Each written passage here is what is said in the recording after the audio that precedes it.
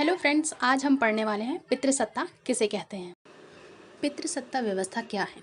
पितृसत्तात्मक व्यवस्था एक ऐसी व्यवस्था है जिसके अंतर्गत समाज में एक महिला अपने पिता, पति या भाई के संरक्षण में अपना जीवन व्यतीत करती है। पितृसत्तात्मक व्यवस्था में एक स्त्री हर प्रकार से किसी न किसी पुरुष के अधीन रहती है। इसके अलावा इस व्यवस्था के अंतर्गत एक स्त्री बेटी, बहन, माँ या पत्नी के रूप में सदैव परिवार के किसी न किसी पुरुष वर्ग के अधीन ही रहती है। पितृसत्तात्मक व्यवस्था को पितृप्रधान व्यवस्था के नाम से भी जाना जाता है। पितृप्रधान व्यवस्था वह प्रणाली है जिसमें महिलाओं की तुलना में पुरुषों को प्राथमिकता दी जाती है। यह एक संगठित समाज में पुरुष प्रधान शक्ति की संरचना का प्रतीक है जो हर प्रकार की महिलाओं के विकास में बाधा डालता है।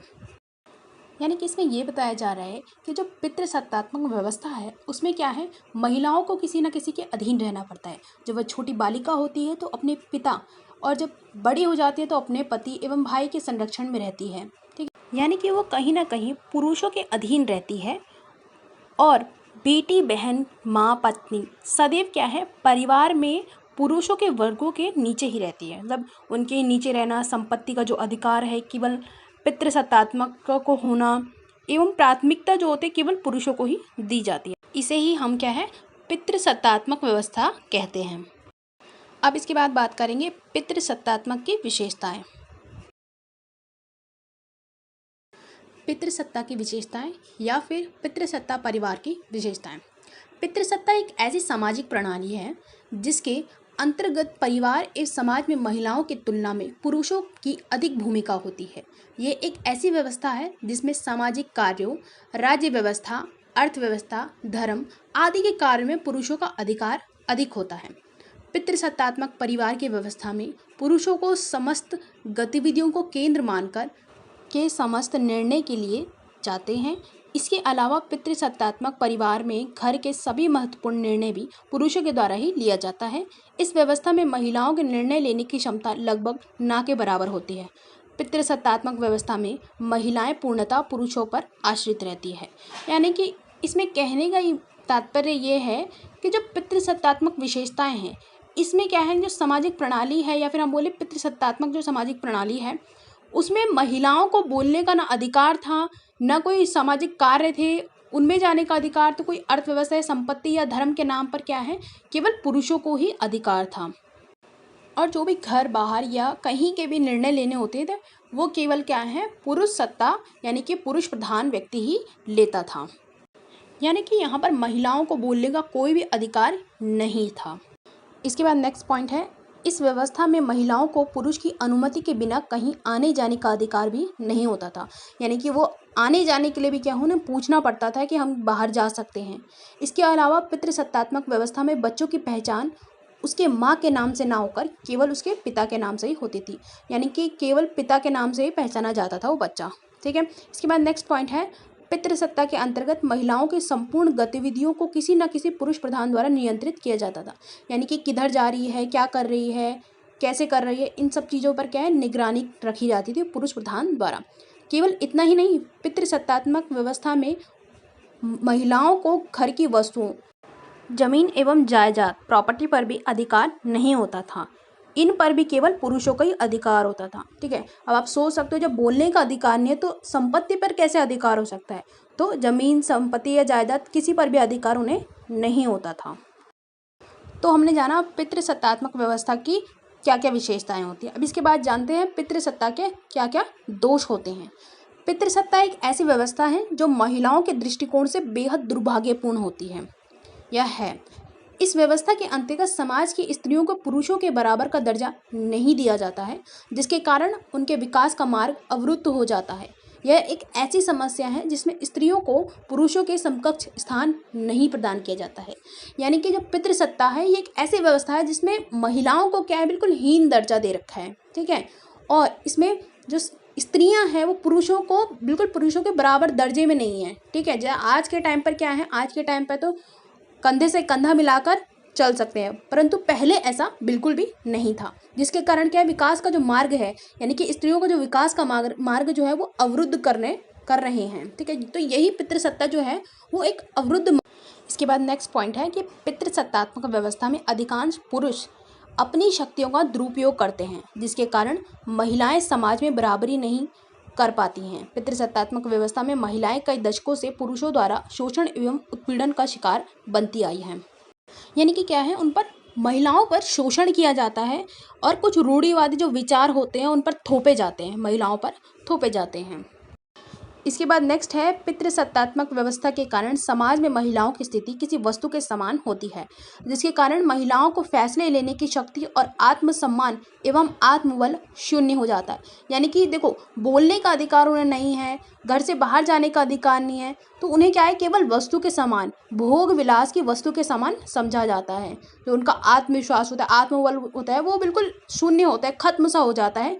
ठीक है, इसके बाद नेक्स्ट फोर्थ पॉइंट है, पितृसत्तात्मक व्यवस्था एक ऐसी व्यवस्था है जिसमें महिलाओं के विवाह के पश्चात उनका उपनाम बदल दिया जाता है। यानी कि आपने देखा होगा कि उनका जो पहले बचपन से जो नाम होता है वो नाम ना होकर उसे जब विवाह करती है तो बदल दिया जाता है नाम।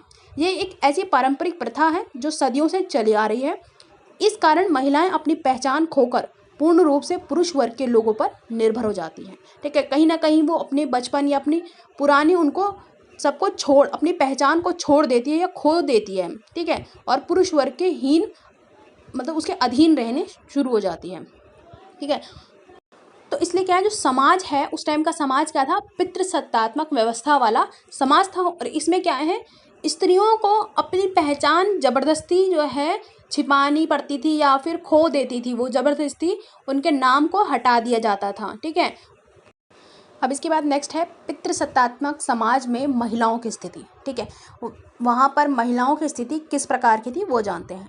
पितृसत्तात्मक समाज में महिलाओं की स्थिति को बेहद खराब माना गया है। ठीक है, इसके अंतर्गत महिलाओं की शक्ति एवं अधिकार पुरुषों की तुलना में बेहद कम या ना के बराबर होते थे। यानी कि होते ही नहीं थे, क्योंकि महिलाओं को कोई अधिकार प्राप्त थे ही नहीं। ऐसे समाज में पुरुषों को महिला की तुलना में आर्थिक, राजनीतिक, सामाजिक, धार्मिक एवं सांस्कृतिक रूप से अधिक श्रेष्ठता प्रदान की गई थी। ठीक है, पितृसत्तात्मक समाज है तो ऑफकोर्स सी बात है कि उसमें किसको श्रेष्ठता दी जाएगी, ऑफकोर्स सी बात है कि पितृसत्तात्मक को जो पुरुष होगा उसी को दी जाएगी। ठीक है, इसके बाद है, जिसके कारण समाज में दशकों से पुरुष को वर्चस्व रहा। ठीक है, पितृसत्तात्मक समाज के आधार पर महिलाएं केवल पुरुषों द्वारा प्राप्त निर्देशों का ही पालन करती थी। यह एक ऐसी व्यवस्था थी जिसमें पुरुषों को स्त्रियों से अधिक महत्व दिया जाता था। ऐसे समाज में स्त्रियों को स्वतंत्र होकर जीवन व्यतीत करने एवं निर्णय लेने का अधिकार नहीं होता था। ठीक है, यानी कि इसमें कहा जा रहा है कि जो पुरुष है जो भी निर्देश देते हैं महिलाओं को, उनको उसी का पालन करना चाहिए एवं स्त्रियों को इस टाइम पर कोई भी महत्व नहीं दिया गया। ठीक है, और जो स्वतंत्र रहने का या जीवन को जीने का अधिकार था वो भी नहीं मिला। ठीक है, इसके बाद नेक्स्ट है, जिसके कारण महिला वर्ग समाज में प्रगति करने से वंचित रह जाती है। पितृसत्तात्मक समाज महिलाओं के साथ असमानता एवं भेदभाव करता है, जिसके फलस्वरूप महिलाएं आर्थिक एवं सामाजिक रूप से स्वतंत्र नहीं हो पाती है। यानी कि जो पितृसत्तात्मक समाज है वो महिलाओं को असमानता के रूप में हम देखते ही हैं। जो भेदभाव पुरुष एवं महिलाओं में जो देखा जाता है, तो ये कहीं ना कहीं जो सामाजिक जो स्वतंत्रता है वो महिलाओं को नहीं मिल पाई। ठीक है, इसके बाद धारणात्मक तत्व, यानी कि जो धारणा थी समाज में, जो धारणा थी उसके बारे में जानते। महिलाओं की समाज में कमज़ोर स्थिति। ठीक है, महिलाओं को पुरुषों के भांति समान अधिकार प्राप्त नहीं है। महिलाओं पर कुछ प्रतिबंध पितृसत्तात्मक समाज द्वारा लगाए गए हैं, जिससे महिलाएं पुरुषों पर निर्भर रहे। यानी कि जो महिलाएं हैं ना, उनकी कमज़ोर स्थिति को दर्शाया गया है कि महिलाएं जो है वो पुरुषों के भांति समान अधिकार तो उन्हें प्राप्त थे ही नहीं, और साथ ही साथ क्या है, महिलाओं को हर चीज़ से प्रतिबंध कर दिया गया था। ठीक है, इसलिए क्या है, ताकि जो स्त्रियां हैं वो पुरुषों के अधीन रहे एवं निर्भर रहे, हर काम के लिए उन पर निर्भर रहे। ठीक है, इसके बाद नेक्स्ट पॉइंट है, पुरुषों पर आर्थिक निर्भरता। महिलाओं के पुरुषों पर आर्थिक निर्भरता की महिलाओं की स्थिति को कमज़ोर करती है और पितृसत्तात्मक व्यवस्था को मजबूत करती है। यानी कि महिलाओं को क्या है, आर्थिक चीज़ों के लिए भी क्या है, पुरुषों पर निर्भर रहना पड़ता था। ठीक है, इसलिए आर्थिक निर्भरता कहा गया है। इसके बाद आगे बढ़ते हैं, महिलाओं की श्रम शक्ति पर नियंत्रण। पुरुष का महिलाओं के प्रजनन के साथ साथ श्रम शक्ति पर भी नियंत्रण होता है। महिला क्या करेगी, कैसे करेगी, कार्य करने जाएगी या नहीं, ये भी पुरुषों द्वारा ही निर्धारित किया जाता है। यानी कि श्रम शक्ति, यानी कि वो काम करना, उस पर नियंत्रण करना, वो कितना काम करेगी और करेगी या नहीं करेगी, ये भी क्या है, पुरुषों पर निर्भर करता है। नेक्स्ट है महिलाओं के प्रजनन क्षमता पर पुरुषों का नियंत्रण। महिलाएं गर्भ धारण के समय से ही पुरुषों पर निर्भर होती हैं। बच्चों के प्रति प्रेम भाव आदि कारण महिलाओं पर पुरुषों पर नियंत्रण बढ़ता है। ठीक है, यानी कि गर्भ धारण के समय भी पुरुषों पर भी उन्हें निर्भर रहना पड़ता है स्त्रियों को। ठीक है, नेक्स्ट है सामाजिक भेदभाव और शारीरिक अंतर।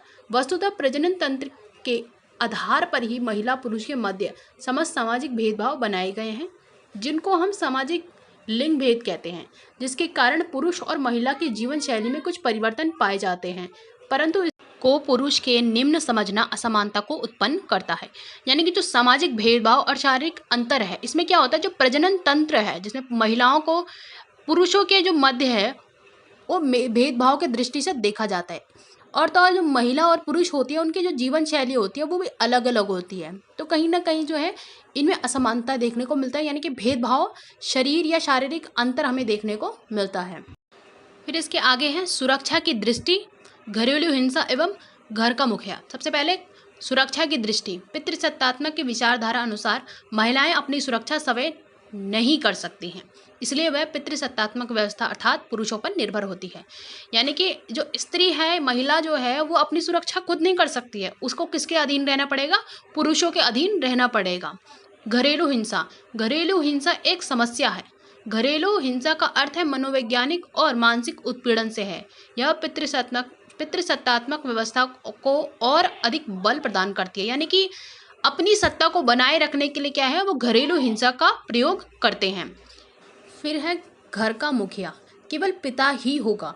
यह विचारधारा भी समाज में महिलाओं की स्थिति को अत्यधिक कमज़ोर करती है। यानी कि आपने देखा होगा पहले के टाइम पर केवल पिता ही होगा, क्या, घर का मुखिया। ऐसी विचारधारा क्या है, महिलाओं को अत्यधिक कमज़ोर बना देती है। ठीक है, इसके बाद आगे हैं निष्कर्ष। आज के समय में महिलाओं की स्थिति में कुछ सुधार देखा जा सकता है, जैसे महिलाओं की राजनीति में भागीदारी बढ़ी है, महिलाएं भी पुरुषों के समान संसद में उपस्थित होती हैं, साथ ही साथ महिलाओं को भी शिक्षा का अधिकार प्राप्त होता है। यानी कि आज के दौर में अगर हम देखें आधुनिक टाइम में, तो क्या हो गया, महिलाओं की स्थिति में थोड़ा सुधार देखने को हमें मिला है।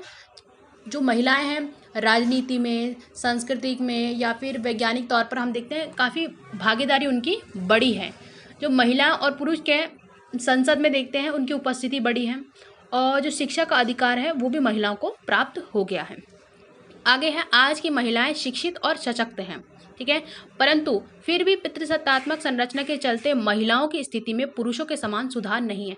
यानी कि थोड़ी बहुत तो कहीं ना कहीं जो सुधार की स्थिति है वो थोड़ी कम है, या फिर सुधार हो रहा है, वह अभी भी सामाजिक बंधनों में किसी न किसी रूप से बंधी हुई है। इसलिए समाज में महिलाओं को पुरुषों के समान अधिकार प्रदान करने के लिए पुरुषों को भी महिलाओं का सहयोग करना चाहिए। यानी कि कहीं ना कहीं वो अभी भी बंधी हुई है, चाहे हम सांस्कृतिक तौर पर देखें, धार्मिक तौर पर देखें या फिर पारिवारिक तौर पर देखें, कहीं ना कहीं चीज़ों से बंधी होती है, समाज में चीज़ों से बंधी हुई होती है महिला। ठीक है, इसके बाद आगे है यह पितृसत्तात्मक व्यवस्था की लड़ाई पुरुषों के खिलाफ न हो और पुरुषवादी सोच, यानी कि जो मेंटलिटी है ना लोगों की, कि जो पितृसत्ता वाली सोच है, चाहे वो महिला हो चाहे पुरुष की सोच हो, इसलिए क्या है, इसलिए सभी को महिलाओं की स्थिति को सुधारने में काम करना चाहिए। यानी कि ये एक सहायक हो सकता है तभी जब तक हम जो पुरुषवादी सोच को नहीं हटा देते।